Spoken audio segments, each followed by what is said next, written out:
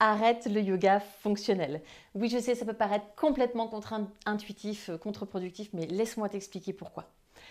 Le yoga fonctionnel, c'est un mot très tendance, très à la mode, parce qu'on a besoin systématiquement, encore aujourd'hui, de mettre des étiquettes, de donner une méthode, d'expliquer ce qu'on fait, qu'est-ce que c'est. Ça vient vraiment d'une tendance très communication, et c'est pas forcément négatif, parce qu'en fait, on veut expliquer à nos élèves que notre manière de pratiquer le yoga, d'enseigner le yoga, c'est une manière moins dogmatique et un petit peu plus tournée vers comment fonctionne le corps, comment ça fonctionne, pourquoi le corps il est fait.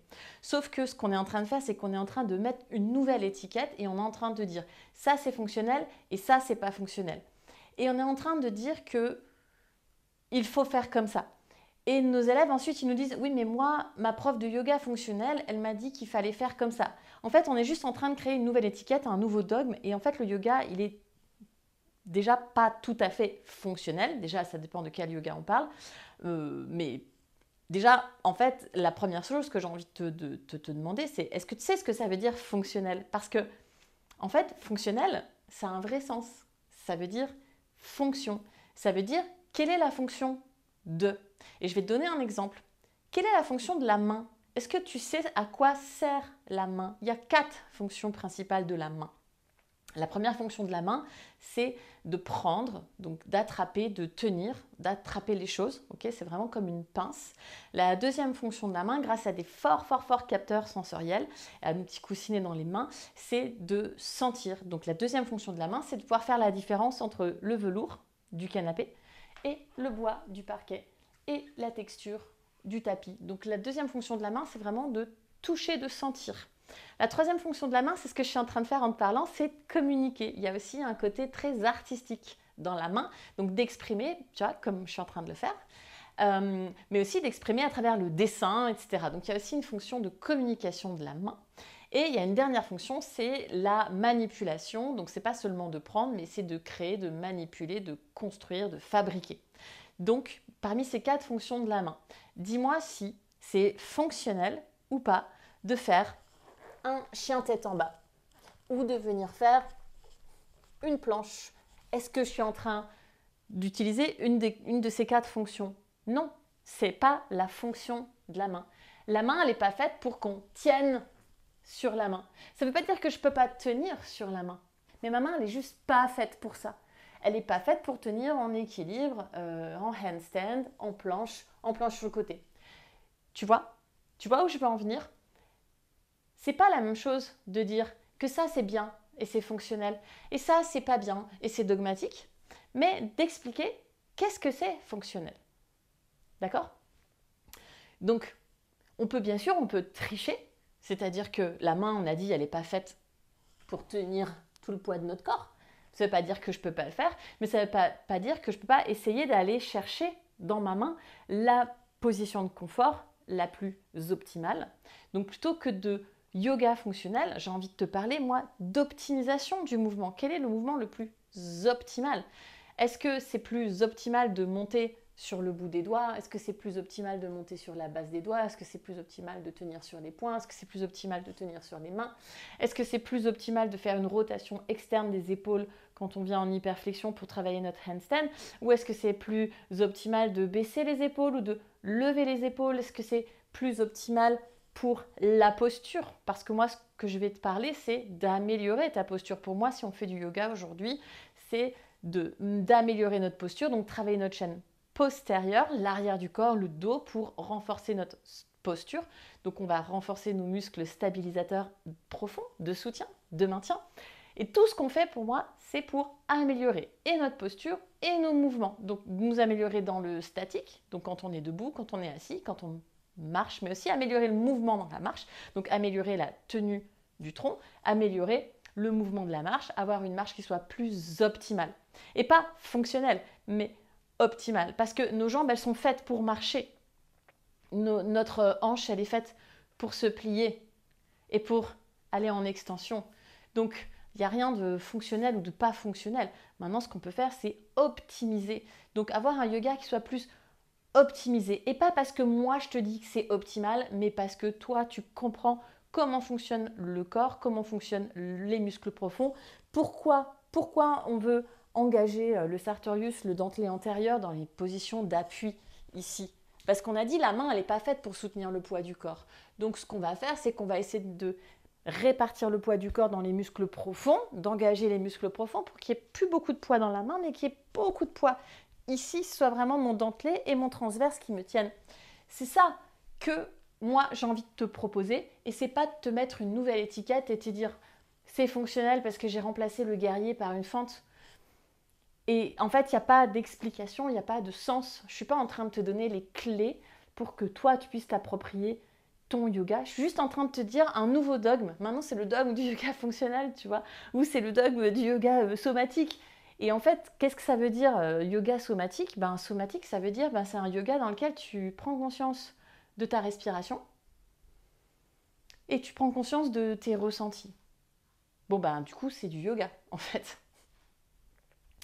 Donc, moi, ce que je t'invite, c'est à avoir une pratique plus consciente, plus dans la respiration, plus prendre du temps, plus dans le ressenti, peut-être plus en lenteur.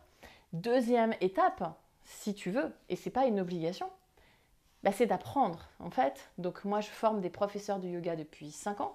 Je formais plus de 200 profs à Paris, à Nancy, à Metz, à Lyon, bientôt à Reims, à Marseille, à Leiden, aux Pays-Bas. Et j'enseigne depuis plus de 8 ans. Je vois tous les jours 60 personnes à peu près sur les tapis de yoga à Paris. Donc je me suis fait une belle expérience et j'ai formé beaucoup de profs. Et ce que je peux te dire, c'est que 100% des profs que j'ai formés répondent à cette question. Est-ce que tu te sens prête à enseigner? Elles répondent toutes oui. Parce que je ne leur donne pas une formation, une méthode, et que je leur dis pas c'est comme ça qu'il faut faire. Mais je leur demande qu'est-ce que tu en penses toi? Qu'est-ce que tu ressens toi? Qu'est-ce que tu comprends toi? Et comment est-ce que ça marche pour toi? Et est-ce que ça fait sens? Est-ce que si je te dis de faire maintenant ta planche sur le côté en poussant, on est vraiment en allant chercher cette conscience-là, ce soutien-là, est-ce que ça fait sens pour toi? Et c'est toi en fait qui va pouvoir maintenant transposer cette connaissance-là vers une autre posture, parce que là on parle de la planche sur le côté, mais ce dentelé antérieur, il peut tout à fait me servir dans une fente. Comment tu sens? On peut le faire ensemble si tu veux. Comment tu sens si tu lèves les bras juste comme ça? Et à un moment, ça devient un peu lourd, ces bras. Mais comment tu te sens si à un moment donné, tu lèves le bras avec cette rotation externe de l'épaule, avec cette élévation, avec ce ressenti profond, avec la respiration, avec le sentiment? On fait de l'holistique, on fait du yoga, on ne fait pas que des postures, on met aussi une énergie, un sentiment, un ressenti dans la posture. Est-ce que tu te sens plus forte? Yes. Est-ce que tu es plus stable? Est-ce que ça va être plus facile pour toi de pousser et de peut-être maintenant monter sur les mains et faire quelque chose qui n'est pas fonctionnel, monter sur les mains et faire un handstand? Mais au moins tu sais que ce n'est pas fonctionnel, mais tu sais que tu peux quand même découvrir des choses dans ton corps qui peuvent te porter loin. Et moi, ce que j'ai envie, c'est quand tu pratiques avec moi, et c'est ce que j'ai vu sur le tapis hier, ce que j'ai envie, c'est de voir que quand tu pratiques, tu fais ressortir en toi cette force intérieure, parce que tout le monde pense qu'il faut être belle et jolie et souple. Donc tout le monde va faire comme ça, sa posture Skandasana, pour ne citer que cette posture. Moi, hier sur le tapis, j'ai vu mes élèves faire Skandasana comme ça, avec de la force, et elles ont pu remonter de leur Skandasana, elles ont pu descendre de leur Skandasana, elles ont pu mettre en place les 4 piliers de la mobilité que je leur ai expliqué, proposé: la force, la souplesse, l'amplitude de mouvement, la proprioception, donc savoir est-ce qu'on est dans l'espace ou est-ce que c'est aussi l'équilibre, donc travailler ses appuis, être équilibré, être centré avant de faire une posture, et la décomposition du mouvement. Si je te dis là, vas-y, fais Skandasana, tu ne vas pas y arriver. Maintenant, si je décompose le mouvement et je te dis, décolle l'avant du pied droit, ouvre le pied droit vers l'extérieur, repose le pied droit, plie le genou droit et remonte. Fais la même chose avec l'autre pied, tac, tu tournes, on a les 2 pieds donc en canard, et tu plies ta jambe et tu remontes. Et tu plies ta jambe toujours avec l'intention de pousser le genou droit vers l'extérieur, de monter le genou gauche. Donc que le regard du genou gauche soit vraiment vers le plafond. Et là, tu vas me dire, ah oui, en fait, je peux le faire. Donc c'est pas juste être forte, être souple, avoir beaucoup d'équilibre, mais c'est aussi, qu'est-ce que je fais? Comment est-ce que je le fais? Comment je fais ne serait-ce que pour tourner mon pied? Comment je tourne mon pied? Est-ce que je décolle l'avant du pied et je tourne sur le talon et je le repose? Ou est-ce que je fais l'inverse? Est-ce que je décolle le talon, que je tourne et que je pose? Donc décomposer ce mouvement, ça fait aussi partie de la progression. Dernière chose que j'ai envie de te dire aussi, pourquoi je te dis d'arrêter le yoga fonctionnel? Quand bien même ça veut dire quelque chose, mais est-ce que ça veut dire quoi vraiment yoga fonctionnel au sens marketing du terme? Est-ce que ça veut dire, en fait, ouais, moi, je vais faire le mouvement facile pour moi. Ouais, moi, non, mais moi, j'aime bien faire comme ça. Voilà, ma chaise, moi, j'écarte les pieds, et puis voilà. Tu vas pas progresser. En fait, si tu fais ta chaise comme ça pendant 10 ans, moi, je reviens dans 10 ans, tu es encore là. D'accord? Je te dis pas qu'il faut rentrer dans le dogme du yoga dit traditionnel, quand bien même ça veut dire quelque chose qu'il faut absolument avoir les pieds parallèles. Non, c'est pas vrai, c'est pas absolument avoir les pieds parallèles. Bien sûr, tu peux optimiser.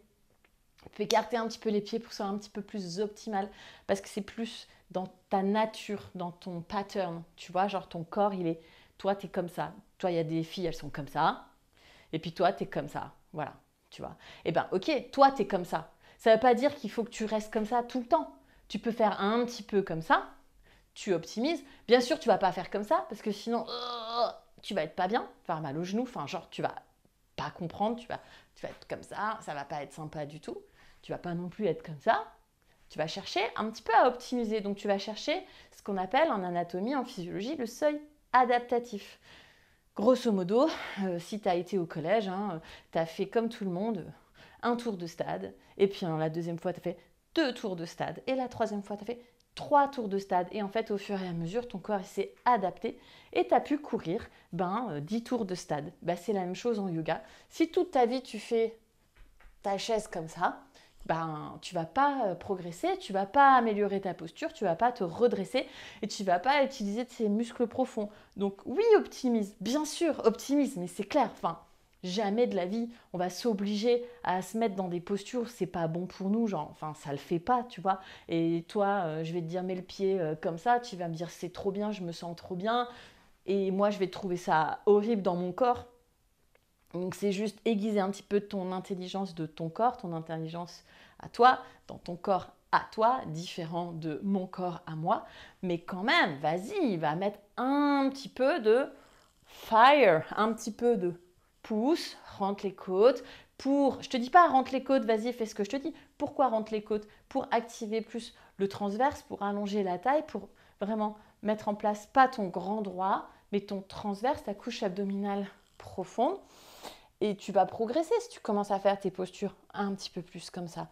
Tu vois? Donc, un petit peu d'adaptation et un petit peu de fire, tu vois, pour progresser. Pourquoi tu veux progresser? Parce que tu veux te tenir droite, c'est tout. Tu veux pas être comme ça.